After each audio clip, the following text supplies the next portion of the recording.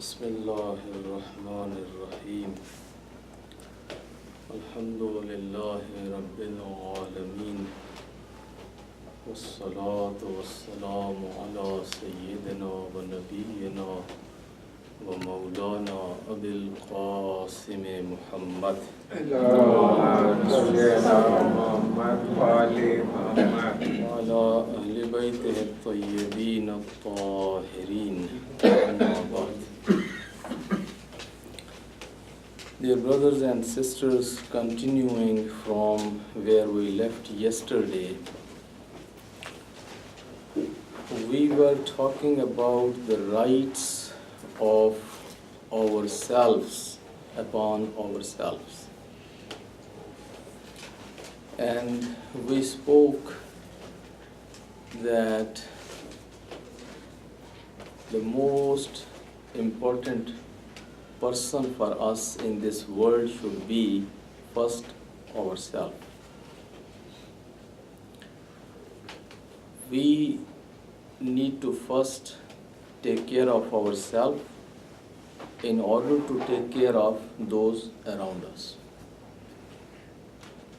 While most of the time we are under the impression that we need to be good people, we need to be concerned about others, and we should take care of others, and we should be the last kind of person. I have to worry about others before I worry about myself.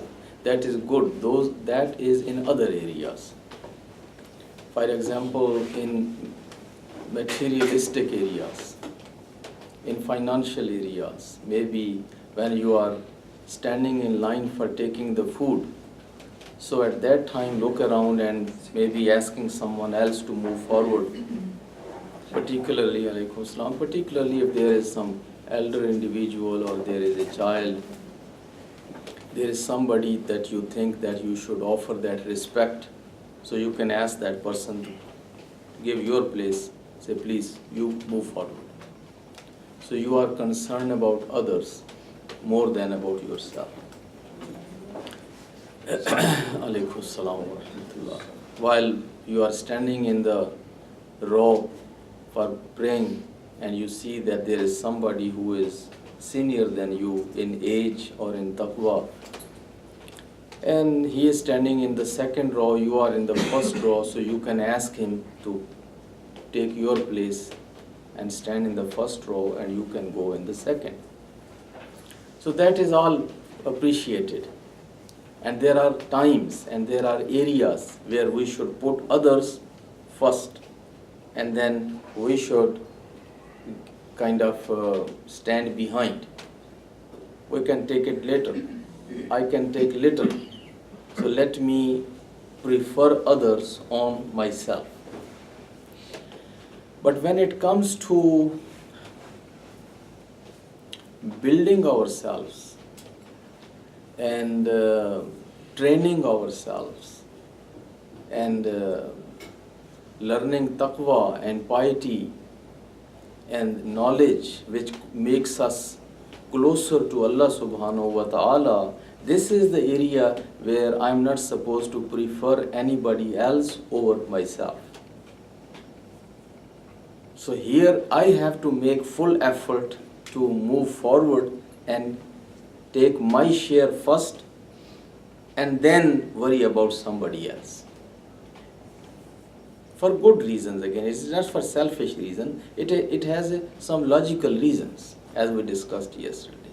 If you want to be a caregiver for someone else, so first you need to be in good shape that you can provide that care to others. So, if it is me and my son, it is me and my daughter, so what is the logical order? So first it is me. I need to learn. I need to know. I need to practice. And then I have a way and I have a reason, and then I can help better my son or my daughter to learn taqwa and to practice taqwa and to understand God or Prophet or Imam or whatever. So my own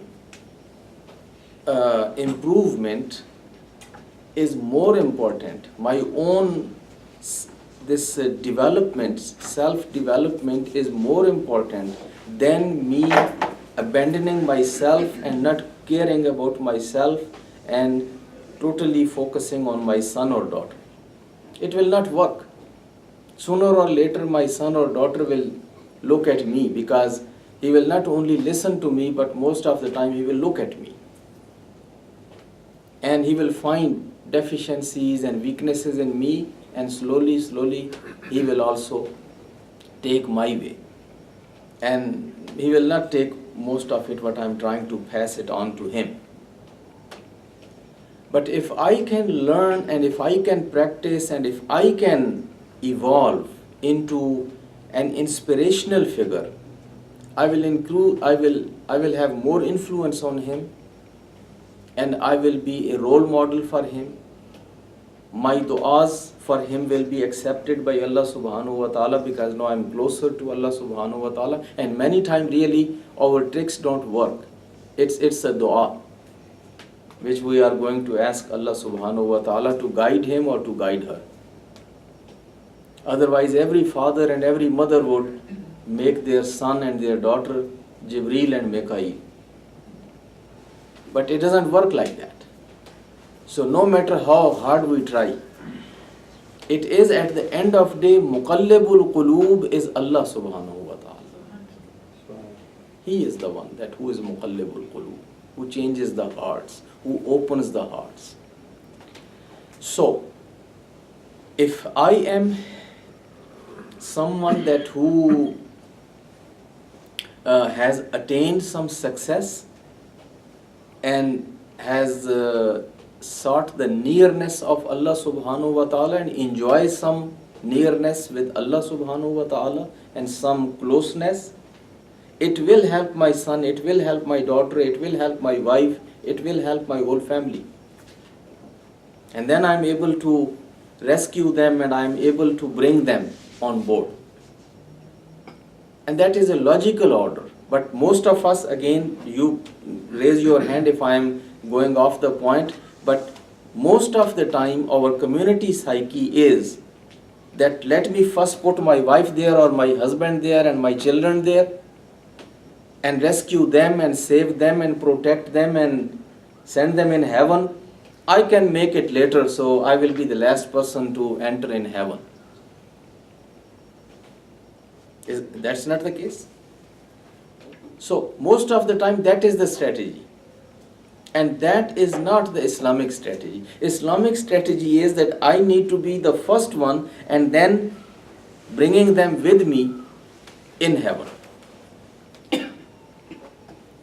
So, and there are references also in Quran and Hadith that parents, if they will make in paradise, the chances are that they will be able to bring their children also into paradise,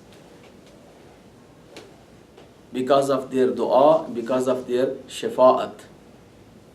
Not the otherwise. While most of us think otherwise. We think that if our children made in Jannat, they can only sponsor you to United States of America by their green card or citizenship. But children cannot sponsor their children into Jannat. And normally, as you know, the children nature, wherever they go, if they are happy, then they forget their parents. So they just want to be happy for themselves.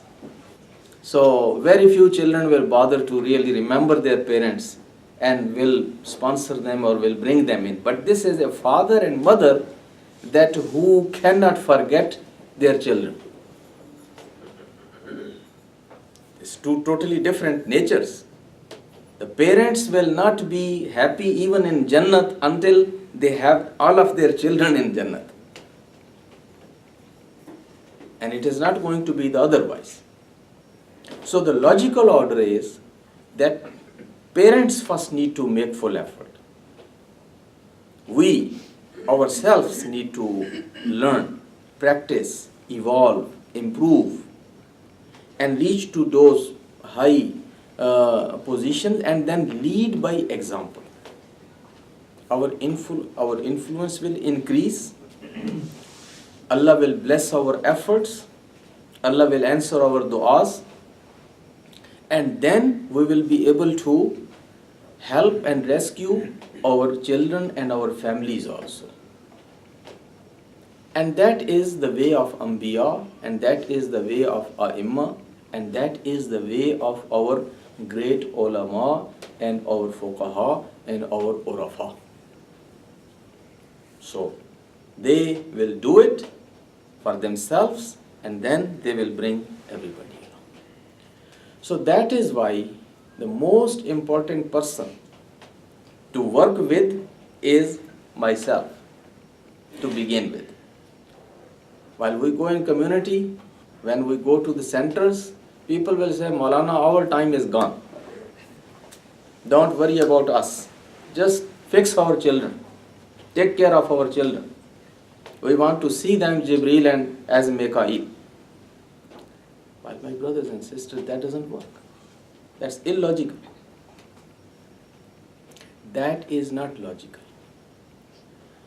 So, why you are saying your time is gone? Your time is not gone. You are still, alhamdulillah, able to learn, practice, change, improve. And people do that even in their 40s and 50s and 60s. And you can do it.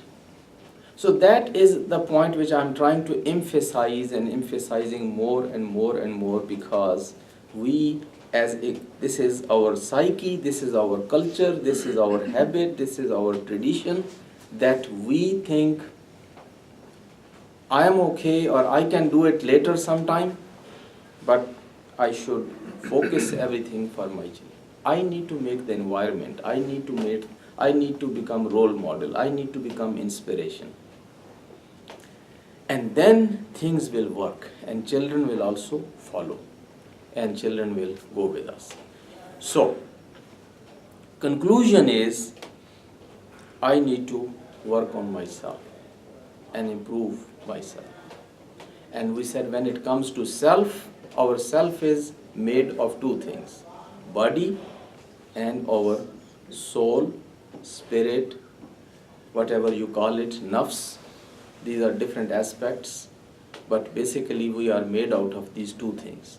So we have bodily needs, and then we have intellectual, spiritual needs. And we need to maintain both. A good spirit needs a good body also. A healthy spirit needs a healthy body. So health and a healthy body is also very important. So Islam tells us that your materialistic needs you have to maintain through lawful means, but you have to maintain. Whether it is food, whether it is libas, whether it is rest, whether it is sleep, all those things which we mentioned yesterday, those are very important. And in Islam, it is recommended that one should maintain a reasonable and a graceful life, a standard of life which is graceful, which is good. Through halal means, if you can live a relatively comfortable life, that is desired. You don't have to think that because if Imam Ali had only one shirt, for example, and that was also with so many patches, so as a follower of Imam Ali, I should have also only one shirt, and that is also with patches. That time is gone. Even Imam Sadiq never wore that kind of shirt. Or Imam Reza didn't wear that kind of shirt anymore because of the change of the standards of life. So, those materialistic needs, in moderation, in graceful manner, through halal means, that is a priority. If we want to keep our wife happy, if we want to keep our children happy, if we want to maintain our some kind of standards within our profession, within our neighborhood, within our family, within our community at large, we need to work hard to have that one also met. Otherwise, the chances are in materialistic society, either spouse will run away or the children will run away, or they will have very kind of low kind of view of you, and they will start complaining and comparing, and eventually they will be full of complaints. And even now, if you want to say something or advise something, it will not have any effect, because you are not fulfilling those needs, and they are complaining and feeling that you have not done your job well, so your good advice will also not have any effect. So if you want to have some leverage, if you want to be able to advise something or correct them, or to meaning change them or mold them or have some kind of influence, so you need to keep materialistically at least them kind of well satisfied. If they are satisfied with your performance in materialistic area, then they are listening to you in the spiritual area also. Then they will take your advice, they will listen to your word. But if they are complaining about everything, and they feel that you are careless or you are not able to meet with their materialistic needs, then it will become very difficult to really give them any good advice in spiritual area or religious area or these ethical areas and moral areas. Sooner or later, they will go their own way. So that is why it is important. And since this is the area where people are already doing well, if you look at the life of Anbiya and Aimma, they didn't feel much need to stress on this area, because people are already very much busy taking care of their materialistic life. So that is why prophets didn't put much time there. And the area which people normally neglect, that is spiritual and intellectual. And that is why prophets and A'imma and ulama, they talk about that lot. It doesn't mean that in Islam there is only spirit and there is only spiritual area is important and materialistic is not important. That's not the case. Both are equally important. But one area people are already focused on it. They are doing it at their own for one reason or other. So that is why we don't talk much about that. But if ulama realize, if Imam Ali in his time, for example, take the example, if you look at the khutbahs and the speeches of Imam Ali, even you will get sense that he is kind of very much against dunya and the pleasures of dunya. And he is all only about spirit and spiritual things. And he is asking people to be zahid and to be content and to withdraw, for example, from most of those things. That's the sense which you get if you read the speeches and the khutbahs of Amirul Mu'mineen compiled in Nahjul Balagha. Now what is the reason? You need to understand the background. The background is people at that time were 200% focused only on dunya. And they were only accumulating wealth and accumulating the lands, and they had become kind of big landlords, and their hum and gham and effort and worry and day and night and everything was to get little bit more land or cattle or slave boys or slave girls and to become even more wealthy individual. And there was not much effort anymore for the spiritual area. And that is why Amirul Mu'mineen realizes that he needs to balance it out, and he was showing them actually the more merits of this simple life and simplicity and spirituality, and he talks about little bit in that way about dunya.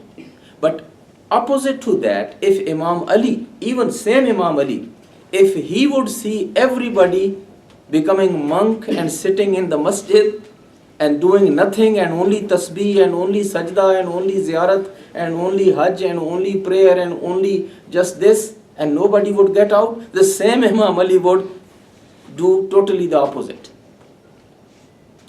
And he would talk about the virtues of business and virtues of dunya and virtues of going out and working and doing all that kind of, same Imam Ali would talk about that. So sometime when we see those sayings of Prophet and Imam Ali and those kind of things, we need to understand the context. We need to understand why he is saying that and what was the context and what was the background. So if in Islam, when we say Islam, Quran and Hadith and this literature, if there is not so much talking about dunya and accumulating dunya and working for dunya, the reason is people are already doing it. People are already doing it.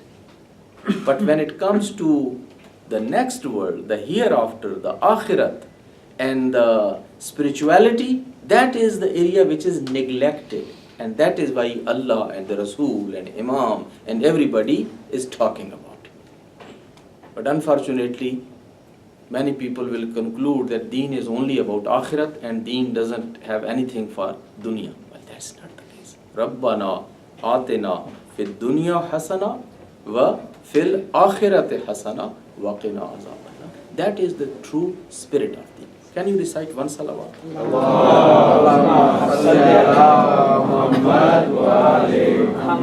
So that was about our bodily needs. Good food, good libas, good home, house, or whatever else other needs. We need those things. We need to make effort and full effort to have those. Not only nothing wrong with those, actually it's good to have those if we can afford. But then our ruh, our aql, our nafs, we have those needs. To satisfy our intellect, we need to acquire education. And education is a lifelong process. It's not only for first 10 years or 12 years or 15 years or 16 years. We need to remain always a student in our life. Utlubul ilm min al mahd ila al lahad. Acquire the knowledge or seek knowledge from cradle to grave. That is the Islamic concept. That we are never graduates. Sometime when we graduate, this elementary graduation and middle school and high school and college and university and hawza, and these are the small graduations. We never graduate. Al-ilm la yantahi. Amirul Mu'mineen says, knowledge never ends. And as you acquire more, you feel that you need more. And as you learn more and as you learn more and as you learn more, you get more thirst of it. You get now more taste of it. And now you realize that you don't know anything. You need to know more. You need to know more.